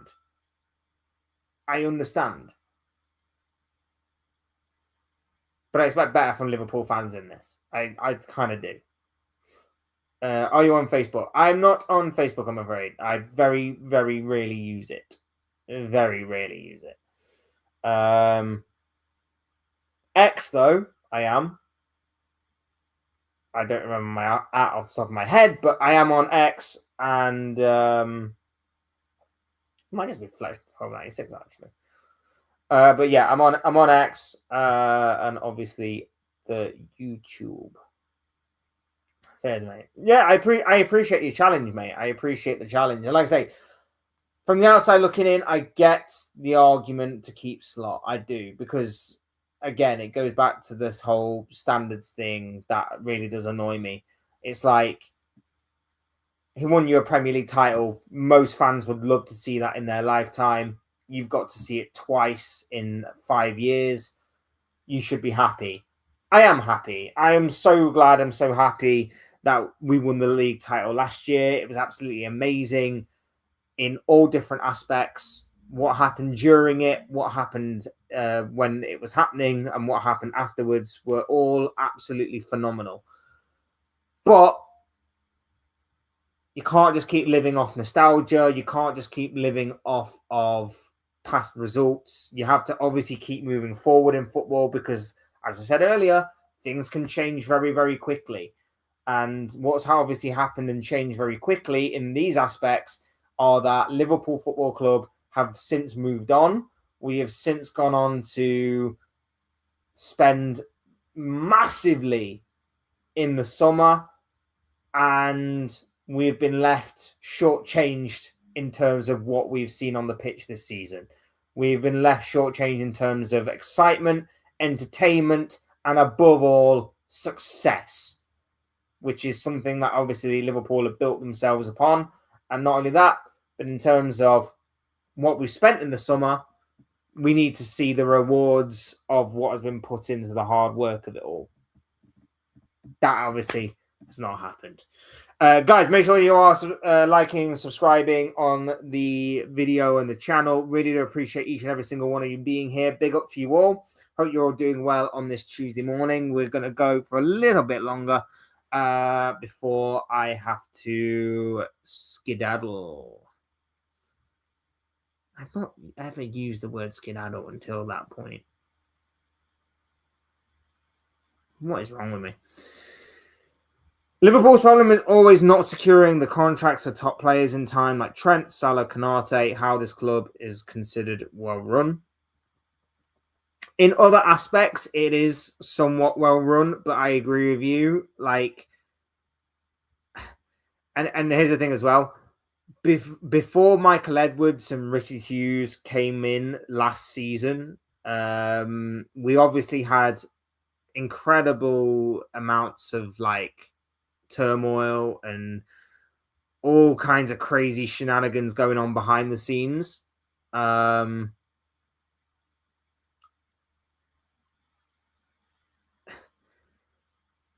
Because obviously Klopp wanted more power, he wanted more say in transfers and that kind of thing. People weren't willing to necessarily work with that. Klopp brought in his own people. So it wasn't exactly well run under Jurgen Klopp either. It's just that we were getting away with it because Klopp was playing good football. Klopp was a good motivator. Klopp got them players running through brick walls. Even when Klopp, this is the difference between Klopp and Slot. Even when Klopp wasn't in like the best of form in terms of his squad wasn't in the best of form, it wasn't through the lack of effort or trying. It was just the players' legs had gone. That was mainly the problem under Slot, under Klopp whenever he wasn't playing very well. It was just the players needed freshening up. And that was probably down to Klopp a lot, and Klopp took responsibility for that. But for Slot, it's a different situation. Slot has the players. Slot has the opportunities. Slot has the potential of rotation and the options to shape things up. But he's not doing it because he's not motivating the players enough. There's no motivation there. There's no change. He's doing the same things over and over again and expecting different results. And so it's a bit of the players, but it's also a bit of the manager as well, in my opinion. Not proven, but like I said, that's just the way that I'm looking at it from the outside looking in.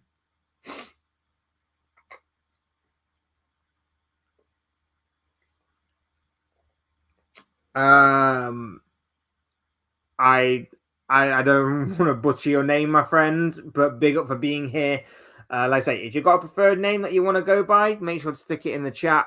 But I do genuinely apologize for not being able to comprehend the name that is before me right now. But big up to you. Thank you for being here. Really do appreciate it. Chiesa's situation, slop sucks, period, is what you got to say here. And I've been so frustrated with the whole Chiesa situation. It's such a shame that it looks like he's going to leave at the end of the season. The only thing that I will say for Chiesa, and this goes for all players that are maybe considering leaving Liverpool, is that if they hold on a little while longer, there is a very good chance that they will outlast the manager. The likes of Chiesa, even if Harvey Elliott is to come back, by the way, maybe Kostas Tsimikas as well. If all of these players come back, there's a good possibility that they outlast Arne Slot at Liverpool. And that could be a good thing going forward because a new manager might take a shine to them. Xabi Alonso, for example, could come in and go, right, I like Harvey Elliott. I'm going to play him a lot more. I like Federico Chiesa. I'm going to play him as left winger more often. That's the only thing I will say to these players that are maybe looking at leaving because of the treatment of Arne Slot. They might outlast the manager. So don't be making too many hasty decisions about where your footballing future may lie and things like that. Look at Man United right now. Look at the situation Kobbie Mainoo found himself in under Ruben Amorim. All of a sudden, Amorim's gone. Mainoo gets thrown back in against Manchester City. He plays very, very well in that game. And it looks like, don't want to speak too soon or anything, but it looks like he could be a major player for United towards the end of this season and maybe even beyond, depending on obviously who comes in as the permanent manager of Manchester United going forward. That is what a new manager can do for certain players. And Chiesa may be one of them. Tsimikas may be another. Harvey Elliott may be a third. Who knows? Who knows?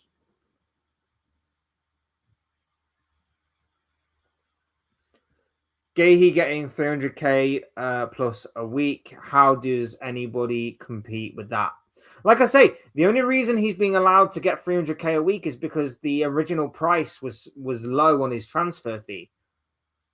As I've already stated, 300k a week over the course of a year is roughly just under £16 million that Mark Gahey will be getting into his bank account by the end of the year. You then times that by the 5.5-year contract that he's on, it works out at just over £85 million. So he'll be getting £85 million, 20 million, add 20 million for his transfer fee. It's £105 million that Manchester City have spent as a minimum on this fee. And even then, he may not survive the full 5.5 years. 2 or 3 years' time, City might move him on elsewhere. But by then, who knows? Because they could get a lot more money for him. And they probably will get a lot more money for him if they decided to sell him on. Because if they sold him on, the minimum you'd probably get for Gahey would probably be 50-odd million. As a minimum. If you moved him on in like 2.5 years' time, say, City would probably demand 50 million. Someone's probably going to spend 50 million. So it would be an incredible... It would work out extremely well financially for Manchester City, regardless of what happens going forward. Which is why, you know, the people that are like, net spend. If you isolate it in very, very basic terms, yes, it is a thing. But you're not taking into account then the bigger picture. And because you're not taking into account the bigger picture, it's why things like the Mark Gahey situation happen and people don't understand why it is happening. People go, well, how can you compete with that? You can compete because financially it makes perfect sense. It makes perfect sense for you to put an offer on the table that Mark Gahey can't refuse because you're not necessarily losing out on a lot of money, but but you've got a lot to gain, especially further on down the line. You've got a brilliant player for the here and now, but you also have the potential of making more money out of that player in a couple of years' time than you would have if you bought him at the full proper price. You wouldn't pay him as much, but you would guarantee it for the immediate future. It's why it is able to be done. I think Liverpool has struggled because we got rid of Trent. I'm really regretting Liverpool selling Trent. Nothing we could have done. Nothing we could have done about it. Trent wanted to leave. It looks like from the outside looking in, he's regretting it as well, by the way. It doesn't exactly look like it's all sunshine and rainbows and the grass was always greener on the other side, which is a lot of what we said, actually. A lot of what we said was the grass isn't always greener on the other side, and that he probably should have looked at Philip Coutinho as Exhibit A in that regard. But yes, it is true. We are missing a lot of Trent's creativity.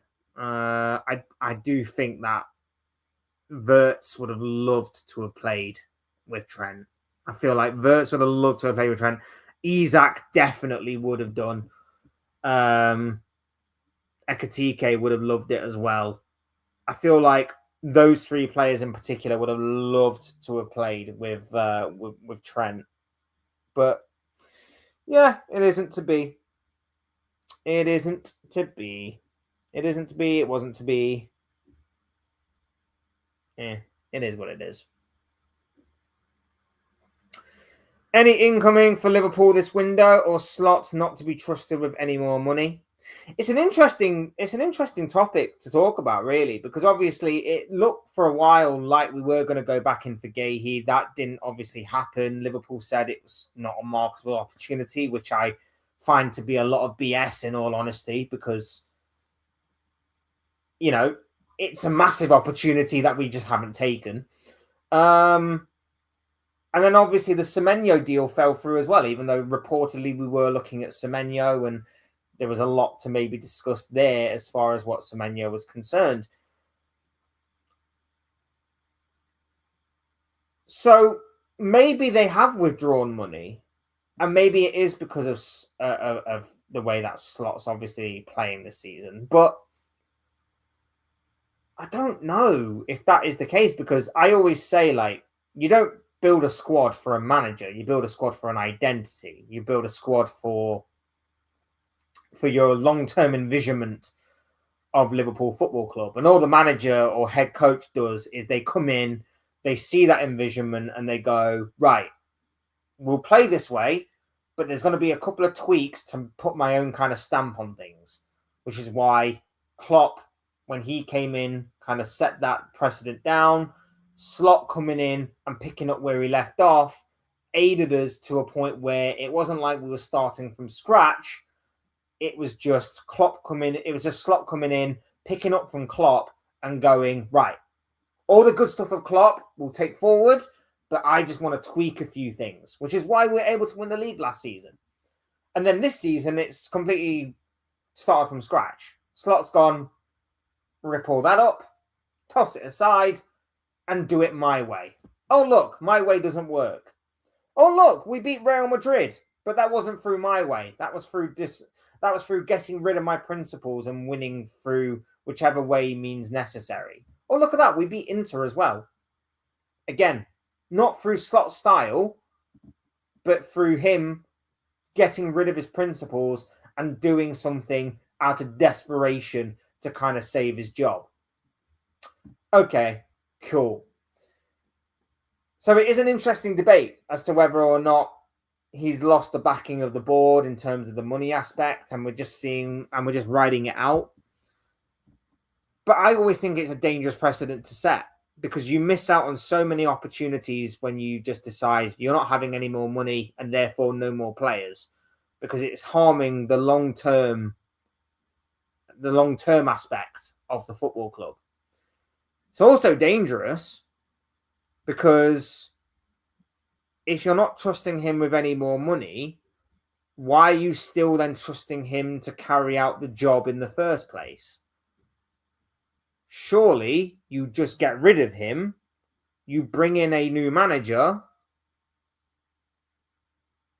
and then therefore you don't have to do this whole thing of we'll get rid of this transfer window. It's not really us. We'll get rid of it. We don't care. We're not in it. We're not involved. It's a missed opportunity. A horrible, horrible missed opportunity.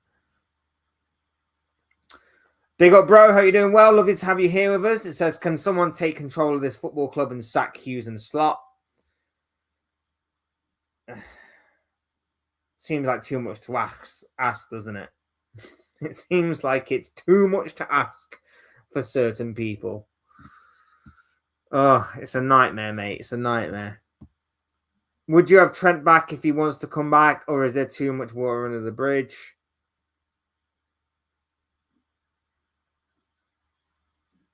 It's an interesting one. It's very much an interesting one.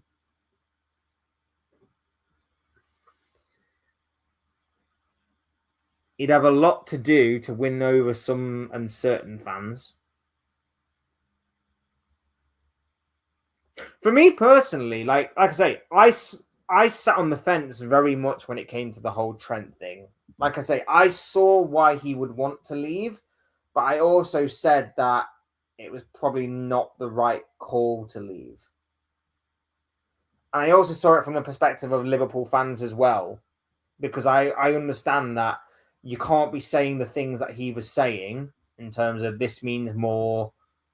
I want to do this one day with Liverpool. I want to lead the team out. I want to lead them to glory. I want to be the captain. I want to do this. I want to do that. I want to do the other. And then completely get rid of all of that stuff as soon as Real Madrid come calling. I, for one, would be okay with him coming back, but I can understand again why a lot of fans wouldn't. And again, it's not through it's not through hatred. Like I said, I don't have hatred. I have frustration. But it's not through hatred. It's not through hatred with him. I have frustration and confusion. Not through hatred, though. But I think a lot of Liverpool fans wouldn't probably see it that way. So it does make it a very intriguing topic of discussion. But, yeah. As I said, the type of player that he is, I'd be happy to have that type of player back. But he's got a lot of making up to do. A whole lot of making up to do. But it probably would never happen anyway. It probably never happen.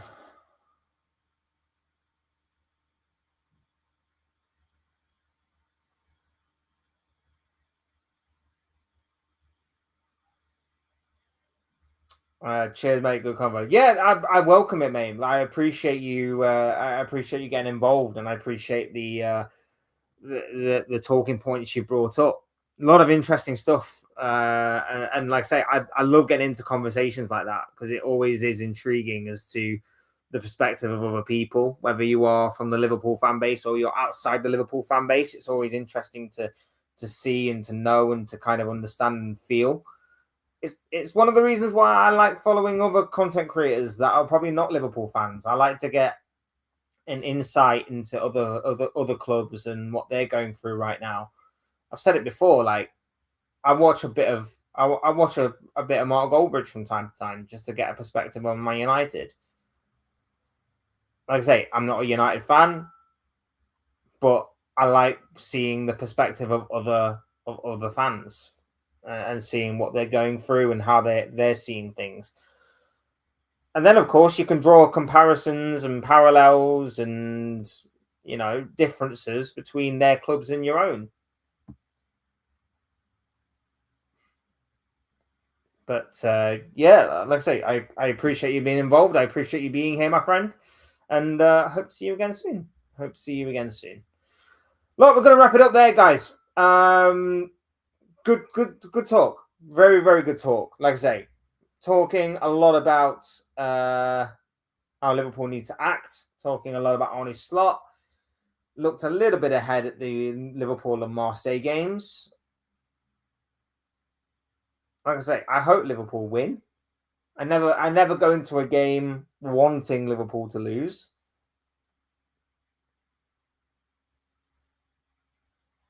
But it's going to be interesting to see what happens.